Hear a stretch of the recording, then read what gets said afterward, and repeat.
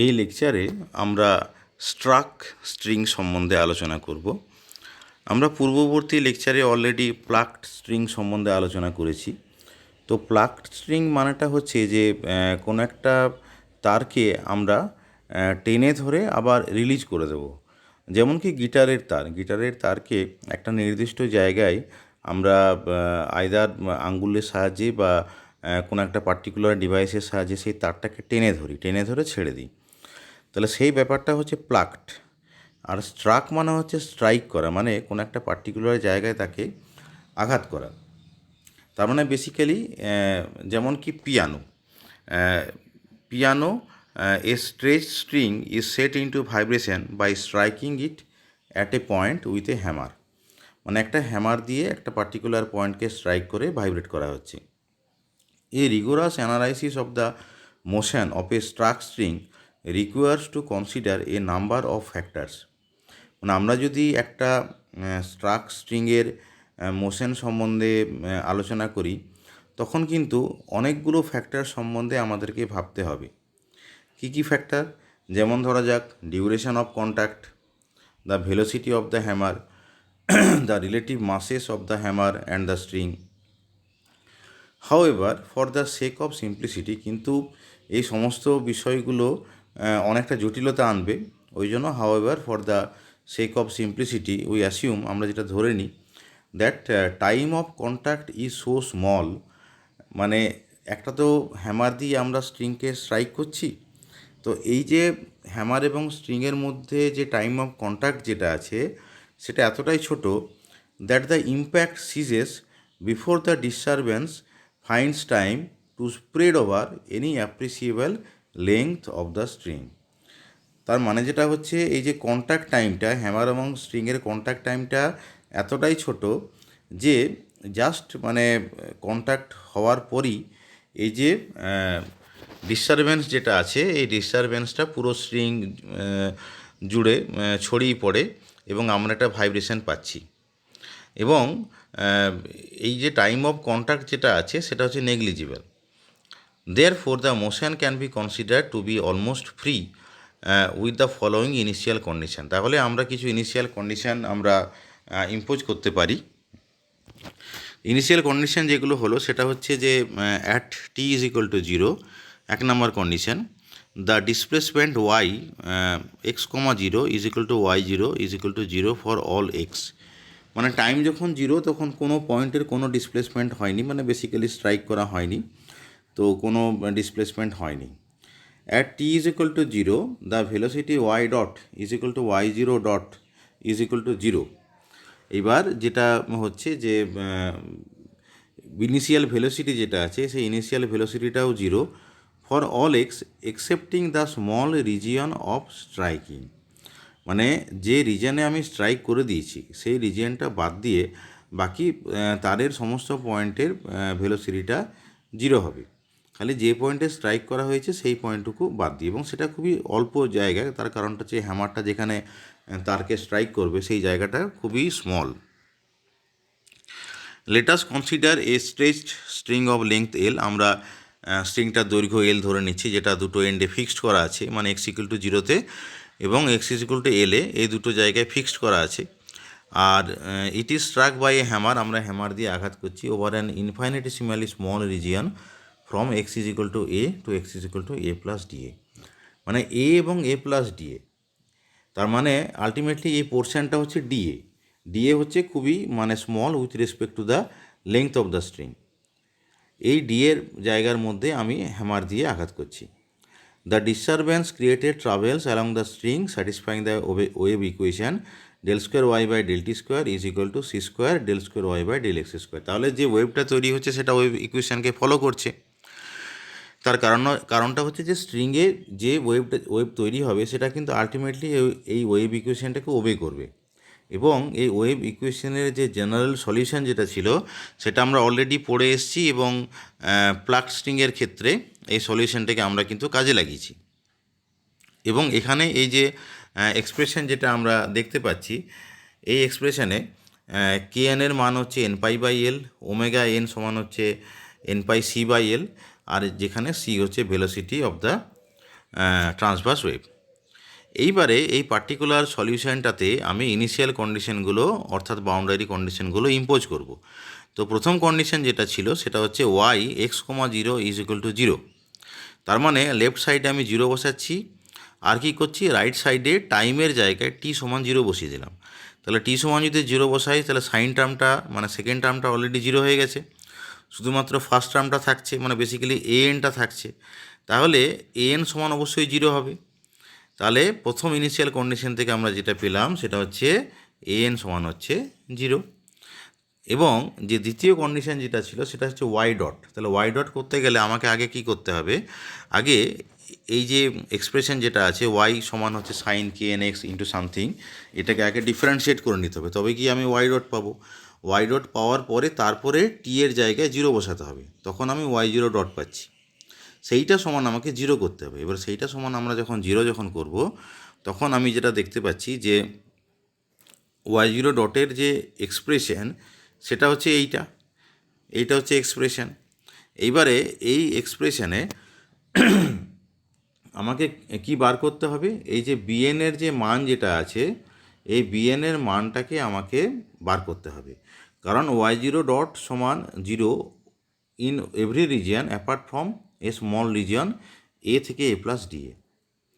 তাহলে আমার এখন যে কাজ যেটা হচ্ছে বিএনের মানটাকে বের করা। কিভাবে বের করব, আমরা এই পদ্ধতিটা আমরা আগেও কাজে লাগিয়েছি, যে আমরা এই যে ইকুয়েশন যেটা আছে এই ইকুয়েশনের দুদিকে আমরা কি করব, যে সাইন কেএস ইন্টু এক্স দিয়ে গুণ করব এবং ইন্টিগ্রেট করব জিরো থেকে এলের মধ্যে। এই কাজটা আমরা করব। তাহলে দেখা যাচ্ছে যে বাঁ দিকে আমরা সাইন কে এস ইন্টু এক্স গুণ করেছি এবং জিরো থেকে এলে ইন্টিগ্রেট করছি। রাইট সাইডেও আমরা একই কাজ করছি।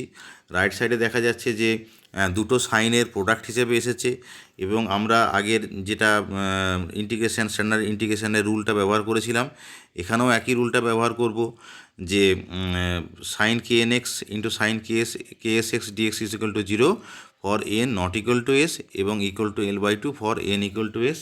তাহলে আমরা এল বাই টু এই ভ্যালুটাকে ব্যবহার করব। তাহলে আলটিমেটলি আমরা যেটা পাচ্ছি এই এক্সপ্রেশনটা পাচ্ছি, এইটা পেলাম এবং সেখান থেকে বিএনের মানটাকে আমরা এইভাবে বের করলাম। তাহলে বিএনের এক্সপ্রেশন হচ্ছে two by L omega n জিরোর থেকে l y zero dot sine K N x into dx.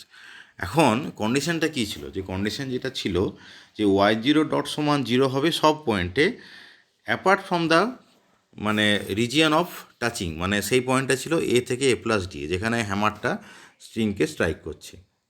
তাহলে কি হচ্ছে যে বিএনের যে ভ্যালুটা আমরা শুধুমাত্র এখানে লক্ষ্য করো যে ইন্টিগ্রেশনের লিমিটটাকে আমরা কি লিখেছি এ থেকে এ প্লাস ডিএ।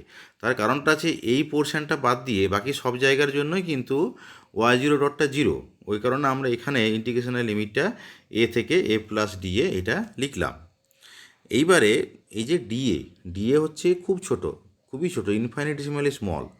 তো ডিএ হচ্ছে এতটাই ছোট যে এই পার্টিকুলার ডিএ রিজিয়নে এখানে সাইন ফাংশন যেটা আছে ইন্টিগ্রেশনের ভিতরে, এই যে সাইন কে এন ইন্টু এক্স আছে, এই সাইন কে এন ইন্টু এক্স এর খুব একটা চেঞ্জ হবে না এবং এটা মোটামুটি কনস্ট্যান্ট থাকবে, দ্যাট উইল রিমেন কনস্ট্যান্ট। এটা কনস্ট্যান্ট থাকবে এবং এটাকে আমরা ইন্টিগ্রেশনের বাইরে নিয়ে আসবো। ইন্টিগ্রেশনের বাইরে নিয়ে এসেছি এখানে, তাহলে ভেতরে শুধু থাকছে y zero dot into d x. এইবার এখানে দেখো যে এই যে পার্টিকুলার ইন্টিগ্রেশনটা মানে y zero dot into d x limit হচ্ছে এ থেকে এ প্লাস ডিএ, এটাকে আমরা একটা কনস্ট্যান্ট ক্যাপিটাল এ ধরে নিচ্ছি। তো বলছে if the law of variation of y zero dot over d a is known, মানে ওয়াই জিরো ডট মানে ভেলোসিটি, এটা ডি এর সঙ্গে কেমনভাবে চেঞ্জ করবে এটা যদি আমাদের যদি জানা থাকে, এটা যদি আমরা এক্সপেরিমেন্টালি বের করে নিতে পারি, তাহলে এই যে ক্যাপিটাল এ এর যে ভ্যালুটা এই ক্যাপিটাল এ এর ভ্যালুটা আমরা খুব সহজেই বের করে নিতে পারবো। তাহলে আলটিমেটলি আমরা বিএনের মানটা আমরা এখানে বার করতে পেরেছি।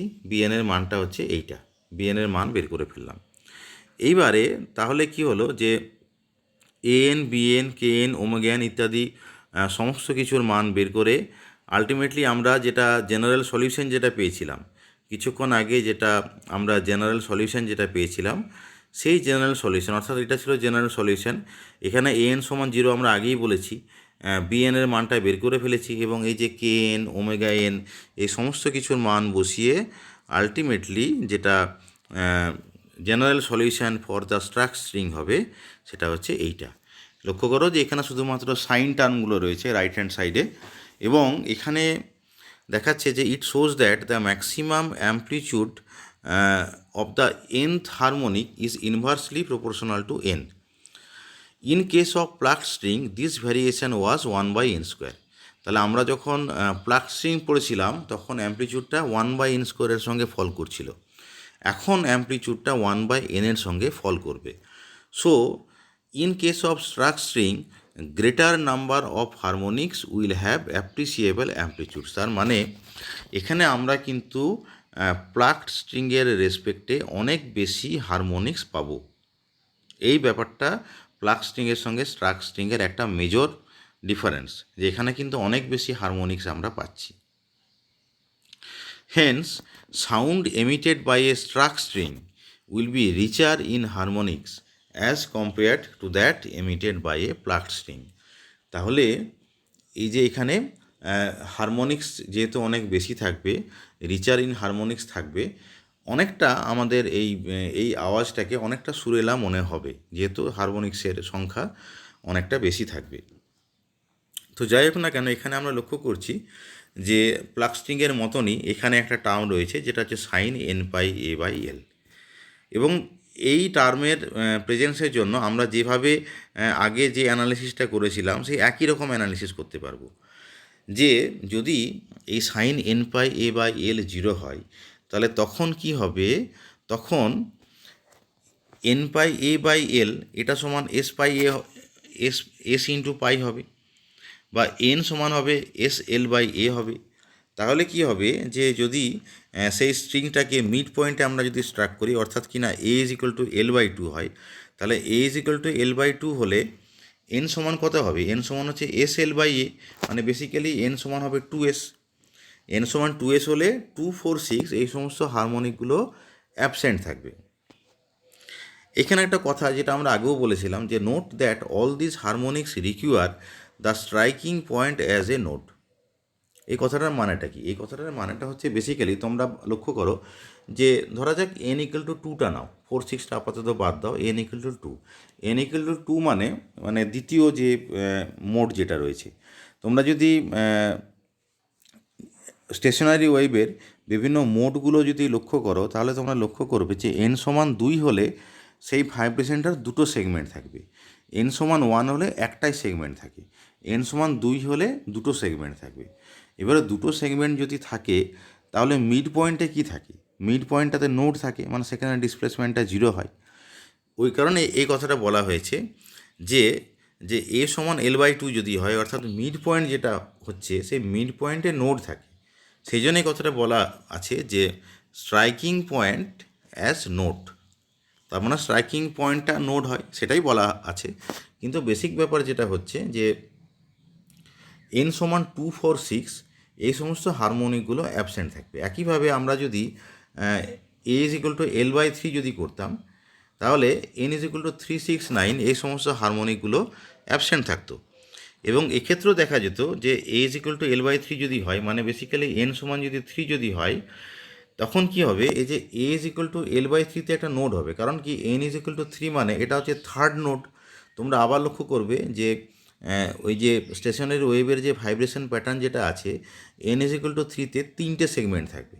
এবার 3টে সেগমেন্ট থাকা মানেই a is equal two l/3 এই যে পয়েন্ট যেটা, এই পয়েন্টে কিন্তু নোড থাকার কথা, সেটা এখানে বলা হয়েছে। তাহলে 3, 6, 9 এই সমস্ত হারমোনিকগুলো অ্যাবসেন্ট থাকবে। তো এটাই হচ্ছে যে স্ট্রাক স্ট্রিং এবং প্লাগড স্ট্রিংয়ের রিলেটিভ কম্প্যারিজন। আর এখানে একটা জিনিস বলতে হবে যে আমরা যে অ্যানালিসিস যেটা করেছি এটা কিন্তু একটা সিম্পলিফাইড অ্যানালিসিস। এখানে আমরা অনেক কিছু জিনিস যেমন উপেক্ষা করেছি।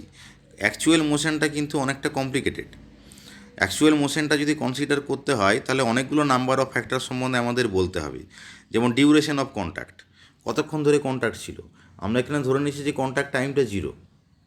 ভেলোসিটি অফ দ্য হ্যামার জানতে হবে, relative mass of the hammer and string জানতে হবে। তো এই সমস্ত ব্যাপারগুলো আমাদেরকে জানতে হবে, কিন্তু আমরা এই সমস্ত জিনিসগুলো উপেক্ষা করে একটা সিম্পলিফাইড ট্রিটমেন্ট আমরা এখানে করেছি। তো আমি আশা রাখছি যে তোমরা এই ব্যাপারটা বুঝতে পেরেছো।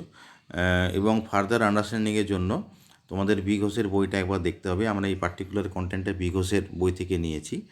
আর এই লেকচারটা শোনার জন্য তোমাদের সবাইকে ধন্যবাদ।